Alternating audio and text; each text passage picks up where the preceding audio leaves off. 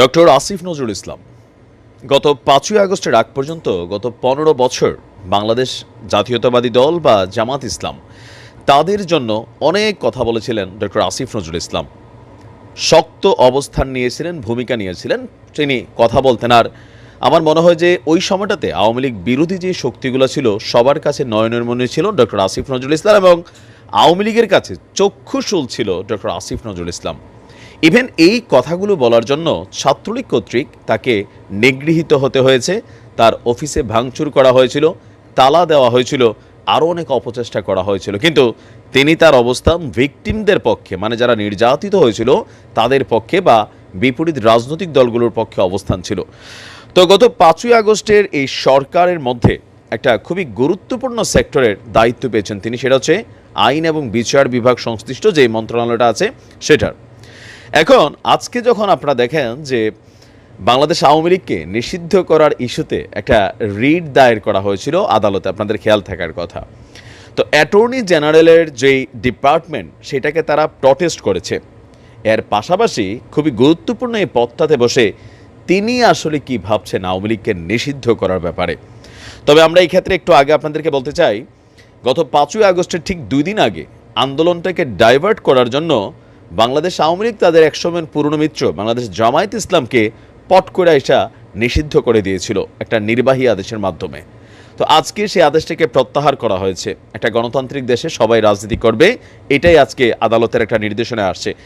এখন আওয়ামী লীগকে কি তাহলে নিষিদ্ধ করা যায়? যেহেতু গত ১৫ বছর বা সর্বশেষ এই বৈষম্য বিরোধী আন্দোলনে যে হত্যাকাণ্ডগুলো ঘটেছে সরকারের প্রত্যক্ষ মদদে, সেই ইস্যুগুলোকে কেন্দ্র করে আওয়ামী লীগকে নিষিদ্ধ করার একটা রিট করা হয়েছিল। তো ডক্টর আসিফ নজরুল ইসলাম কি মনে করছেন?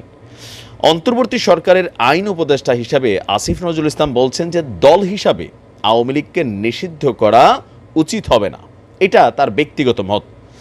জামায়াত শিবিরকে নিষিদ্ধ করে জারি করা প্রজ্ঞাপন বাতিলের পর আজকে তার অফিসে সাংবাদিকদের মুখোমুখি হয়েছিলেন তিনি। সেখানে সাংবাদিকদের একটা প্রশ্ন ছিল যে অনেকেই মনে করেন আওয়ামী লীগকে নিষিদ্ধ করা দরকার, বা ভিন্ন দলের যারা রাজনীতি করে, আওয়ামী বিরোধী যারা রাজনীতি করে তাদের সোজা স্টাফ যে এই গণহত্যা হয়েছে সামহাও বা যে হত্যাগুলো হয়েছে এগুলোর জন্য আওয়ামী লীগকে নিষিদ্ধ করা দরকার। এ ব্যাপারে আপনার অভিমত কি? তো আসিফ নজরুল ইসলাম তিনি খুবই স্পষ্ট ভাষায় বলেছেন, যখন আওয়ামী লীগকে নিষিদ্ধ করার একটি দাবি হাইকোর্টে করা হয় তখন অ্যাটর্নি জেনারেল তাদের যে অফিস আছে এটার বিপক্ষে দাঁড়িয়েছে।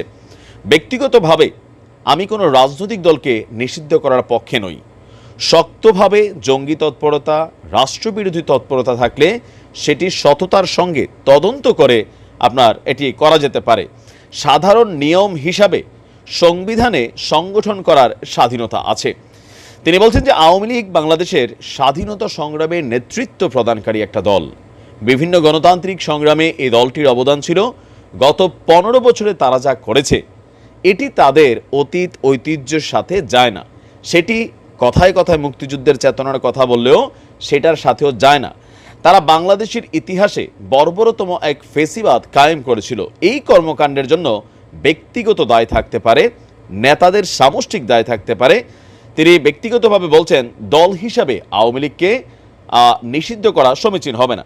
তো অনেকেই বলছেন যে দল হিসেবে আওয়ামী লীগকে নিষিদ্ধ করার সুযোগ নেই। যেটা করা যেতে পারে, আওয়ামী লীগকে গত ১৫ বছর যারা কলুষিত করেছে, যারা রাষ্ট্র ক্ষমতাকে ব্যবহার করে আপনার অন্যায় করেছেন, ব্যাংক লুটপাট করেছেন বা বিভিন্ন জায়গায় আন্দোলনগুলোকে দমন নিপীড়ন, হেফাজত থেকে শুরু করে পিলখানা, শাপলা চত্বর যাই ঘটছে বাংলাদেশে বা লাস্ট এই বৈষম্য বিরোধী আন্দোলনে যারা প্রত্যক্ষ এবং পরোক্ষ মদত দিয়েছেন, প্রশাসন থেকে শুরু করে যেই জায়গাগুলোতে আওয়ামী লীগরা মানে ম্যানুপুলেট করেছিল, তাদের প্রত্যেককে আইনের আওতায় বা বিচারের আওতায় আনা উচিত। তবে দল হিসেবে আওয়ামী লীগকে নিষিদ্ধ করার মতন সুযোগ নেই।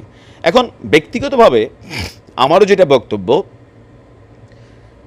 বিএনপিকে নিশ্চিহ্ন করার জন্য অনেক চেষ্টা করেছে সরকার নানানভাবে, মানে নেতৃত্বটাতে পরিবর্তন